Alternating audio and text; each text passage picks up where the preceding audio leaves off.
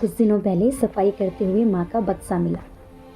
जब बक्से को खोला तो उसमें माँ की परसों से सहेजी हुई यादें थी। माँ की शादी का जोड़ा, नानी की दी हुई पायल, एक फोटो एल्बम और एक डायरी। डायरी के पन्नों के बीच एक पत्र। कागज़ का रंग पीला पड़ चुका था और कागज़ पर पड़ी सिलवटें साफ नजर आ रही थी। जब मैंने पत्र को खोला तो उसमें लिखे शब्द कुछ इस प्रकार थे।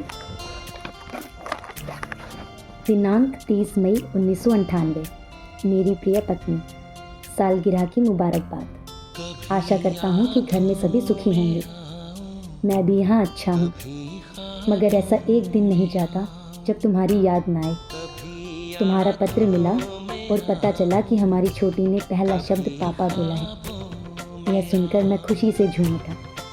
मेरी प्यारी बेटी, उसे मेरा प्यार देना। माँ की तबीयत ठीक नहीं है और मुझे दिन रात याद करती हैं। उनसे कहना मैं जल्द लौट कर आऊँगा।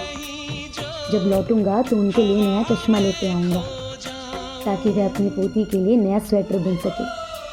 तुम्हारे लिए मैंने लाल रंग की बनारसी साड़ी खरीदी है। तुम उसे पहन के बहुत सुंदर लगोगी। मैं जानता हूँ कि तुम भी मुझे बहुत याद करती हो और अभी भी तुम्हारी आंखें बहुत नम होंगी, मगर ज़्यादा रोना नहीं, वरना खत की स्याही फैल जाएगी। लिखने को बहुत कुछ है, मगर समय और कागज़ दोनों कम पड़ जाएंगे। तुम्हारी बहुत याद आती है, मगर चिंता मत करना।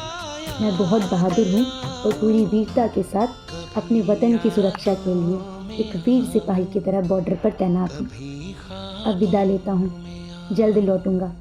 माँ को प्रणाम और तुम सबको मेरा बहुत सारा प्यार। तुम्हारा पति। पत्र पढ़कर मेरी आंखें नम हो गई। ऐसा लग रहा था जैसे पापा हमारे सामने बैठकर ये सब बोल रहे हैं। जब मैंने चिट्ठी माँ को दी तो उनकी आंखें भी नम हो गई, मगर उनके चेहरे पर एक मुस्कान थी। वो पत्र पर फैले स्याही के निशान को देख रही थी। ऐसा लग रहा था जैसे पत्र के माध्यम से माँ उन पुराने पलों में दोबारा चली गई हो। वह पत्र माँ के लिए एक टाइम मशीन के जैसा था। आज पिताजी हमारे साथ नहीं है, मगर उस पत्र को देखकर ऐसा लगा जैसे वो आज भी हमारे साथ है। मैं सोचती हूँ ना जाने क्यों आजकल लोगों ने पत्र लिखना बंद कर दिया।